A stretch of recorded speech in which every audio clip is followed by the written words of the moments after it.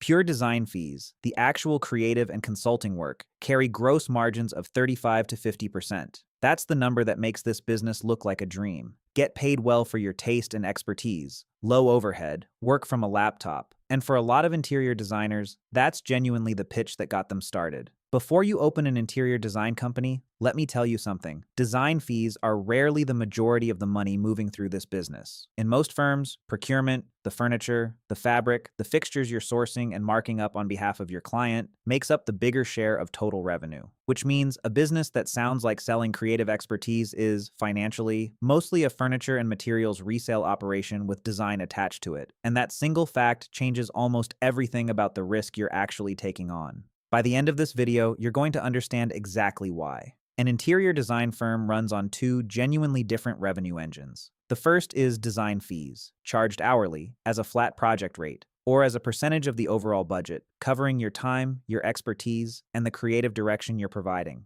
The second is procurement, sourcing and marking up furniture, materials, and fixtures on your client's behalf, typically at a 25 to 50% markup over what you pay your suppliers and trade partners. Design fees typically account for 40 to 60% of total revenue, which means procurement, in a lot of firms, is doing the heavier lifting on the actual dollar figure. That second business, procurement, isn't a service business the way the first one is. It's a resale business, complete with deposits, supplier lead times, damaged shipments, and client cash flow, none of which shows up in the glossy portfolio photos that actually get a client to hire you in the first place. Here is where the range is genuinely enormous, because Interior Design Company describes businesses that are barely related to each other financially. At the very lean end, a solo consultant working from a home office, minimal software, no showroom, can launch for as little as $2,000 to $5,000. A more standard solo or small studio setup, real design software, a curated sample library, some marketing investment, typically runs $5,000 to $20,000, with a broader realistic range landing between roughly $8,000 and $50,000 once you factor in a proper studio lease, sample inventory, and software licensing. The studio lease alone commonly consuming 30 to 50% of your total startup budget if you're taking on a physical showroom space. A fuller firm, hiring your first designers, building real client acquisition systems, and running meaningful procurement volume can require capital in the tens of thousands to well over $100,000. And firms pursuing aggressive, tech-enabled growth with in-house rendering, logistics, and delivery capability have modeled minimum cash needs stretching into the hundreds of thousands, occasionally over $1 million,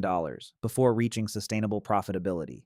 Here's the part that catches almost every first-time owner off guard. The sticker price to open your doors is almost never your biggest cash need. It's the working capital required to front deposits on client furniture orders while waiting weeks or months for delivery, installation, and final payment. A cash flow demand that looks nothing like the low overhead creative business most new designers expect going in. So you've got your studio, your sample library, your first client signed. Congratulations, you're technically running a design firm. Before that first project delivers, you have a set of problems that a normal service business simply doesn't have. The first problem is that procurement turns you into an unofficial furniture financier. Custom pieces can take months to arrive, and depending on how you've structured client payments, you may be carrying deposits, storage, and supplier relationships on your own books long before you see full payment, real capital exposure hiding inside what looks like a service business. The second problem is markup versus margin confusion, and it quietly wrecks pricing for a lot of new designers. A 50% markup on a $1,000 item means selling it for $1,500, but that's only a 33% margin, not 50. Designers who confuse the two consistently underprice procurement relative to what they think they're earning, discovering the gap only once the books don't add up the way they expected. The third problem is that damaged, delayed, or incorrect furniture shipments are your problem to solve, not just an inconvenience. A client doesn't care whose fault a damaged custom sofa was. They expect you, the designer who sourced it, to fix it, and the cost and time of resolving supplier mistakes rarely gets fully passed back to the supplier who caused them. The fourth problem is that your creative reputation and your business's cash position can move in completely opposite directions. A firm can be turning away new client inquiries, a strong signal of creative success, while simultaneously struggling with cash flow because too much capital is tied up in in-progress procurement for projects that haven't reached final payment yet. Let's say you've solved the big problems. Studio running, sample library curated, first projects underway. Now let's talk about what it costs every month, regardless of how many new clients sign on. For a lean solo operation, monthly costs stay genuinely low, software licenses, a modest marketing budget, and basic accounting and bookkeeping typically in the low hundreds of dollars a month. The moment you hire your first designer, that changes dramatically. Personnel quickly becomes the largest ongoing cost in the business, with a single lead designer's salary commonly running well into six figures annually once you're building a real firm rather than a solo practice. And this is the part that quietly separates thriving firms from struggling ones. Because so much of procurement's cash sits tied up in deposits and in-progress orders, a firm's actual profitability in any given month can look nothing like its bank balance. A designer who doesn't separate money currently in the business from money the business has actually earned can make real hiring and spending decisions based on a number that isn't telling them the truth. Here is where the interior design business gets genuinely interesting,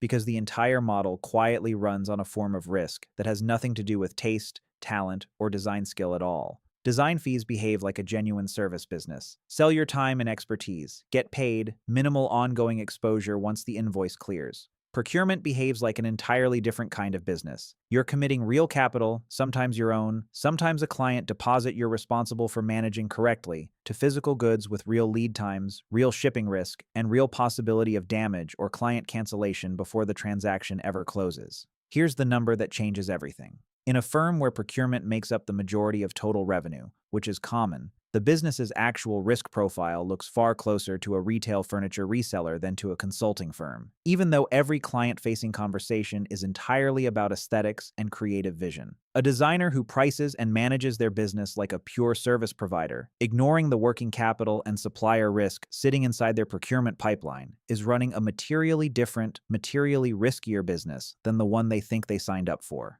Let's run the numbers on a small studio, launched for $25,000, with one lead designer and growing procurement volume. Talking about the optimistic scenario, the studio builds a disciplined split, design fees covering 45% of revenue at a healthy margin, procurement handled carefully with deposits structured to protect cash flow, and clear markup discipline applied consistently. Annual revenue reaches $300,000 within 2 years. Blended net margin lands around 22%. Netting around $66,000, and the $25,000 startup investment pays back within the first year of steady operation. Talking about the realistic scenario, the studio grows quickly by leaning heavily into procurement, since it's genuinely the faster path to bigger project totals, without building the cash flow discipline to match. Annual revenue looks larger, $380,000, but a meaningful share of that is tied up at any given moment in deposits and in-progress custom orders. A single large client cancellation mid-project, combined with a damaged custom shipment that takes months to resolve with the supplier, ties up cash the studio was counting on to cover payroll. Effective net margin for the year, once the cash flow strain and resolution costs are counted, drops to around 8%. And the payback period on that same $25,000 investment stretches well past 3 years, despite the larger top-line revenue. The difference between those two outcomes isn't design talent. It's whether the business was built with real awareness that a meaningful share of its revenue was never really a service fee at all. Owning an interior design company is not simply a creative consulting business with beautiful margins and low overhead. For most firms, it's a hybrid, a genuinely high-margin service business layered on top of a capital-intensive furniture and materials resale operation. And the second half of that pairing carries risks that have nothing to do with how good your taste actually is.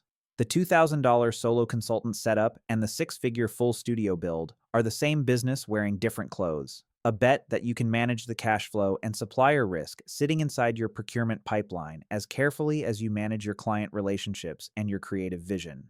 For the owner who understands that a meaningful share of their revenue was always a resale business, wearing a design portfolio, an interior design company can be one of the more genuinely profitable creative businesses in this entire series. For the owner who only ever thought of it as selling their taste, it's an expensive way to discover that the custom sofa sitting in a warehouse for 3 months was, this whole time, quietly deciding whether the business survived the quarter.